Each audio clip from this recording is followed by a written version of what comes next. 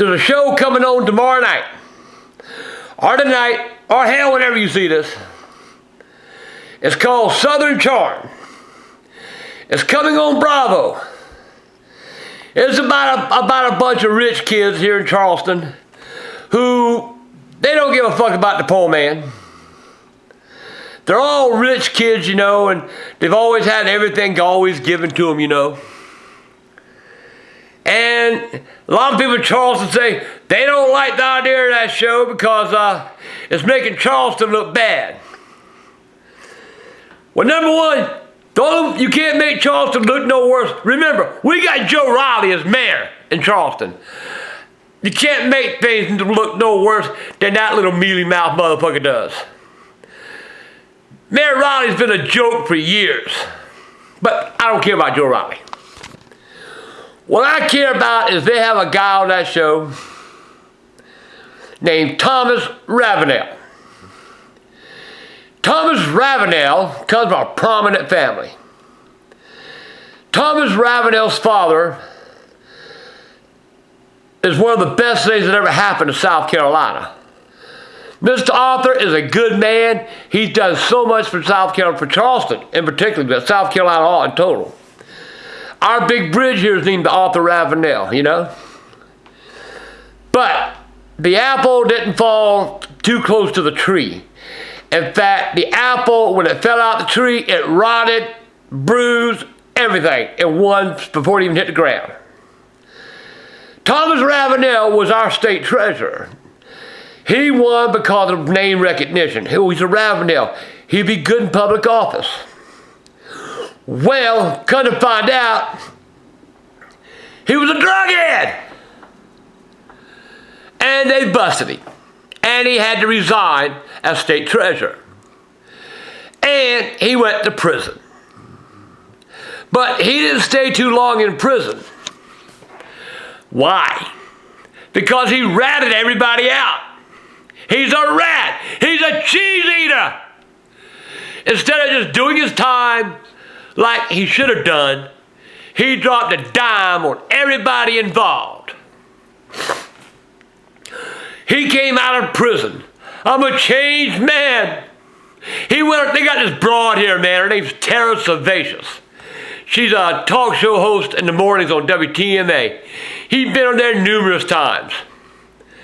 And she treats him like he's some kind of king or god or something, you know. And, you know, I understand she's from North Carolina. She ain't got too much sense. But she talks about him like, oh, he's a changed man. Well, a few months ago, he was arrested, I think it was in New York, for drunk driving. Damn, he's a changed man, ain't he? And he says he thinks he's going to run for political office again. I dare you! I dare you to run! I'll do more videos about you, boy, than you've ever seen in your life. I ain't scared of you. I ain't scared of your family. I ain't scared of your money. I ain't got no money, so what I got to be scared of? Thomas Ravenel, Mr. I'm on Bravo. Well, bravo to you, boy. You win the liquor. We're not going to get win the liquor. We're not going to talk about your family, okay? I'm not going to do that. Boy, you should have followed your daddy's footsteps, been a good man. He made his money in real estate. You making your money off your daddy. And now you're trying to make it on TV? You ain't going to be on there long. They show you riding, they got you talking to Tara Savacious. Aw, that's so sweet. You're a good little boy, you taught Miss Tara. Miss Tara in the morning. That woman, she don't care nothing about poor people either. They talk about people living in trailers, calling people living in trailers trash. You pass by a trailer, all you see is a bunch of kids out there, dirty, snotty nose, hair all stringy. Her and that goddamn Fred, asshole, whatever his name is on there with her.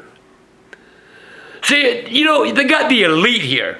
You know, they all run together. They don't care about the little man. They don't care about the poor man trying to make a living. That radio station is nothing but for the rich man. I listen to them to try to find out what's going on with them.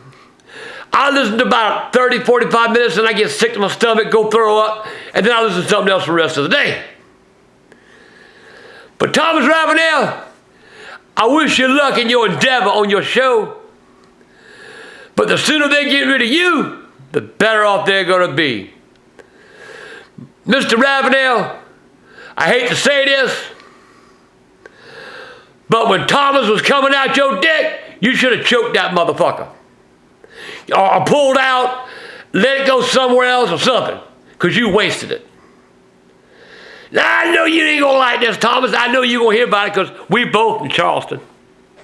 At least I tell the truth. You lie.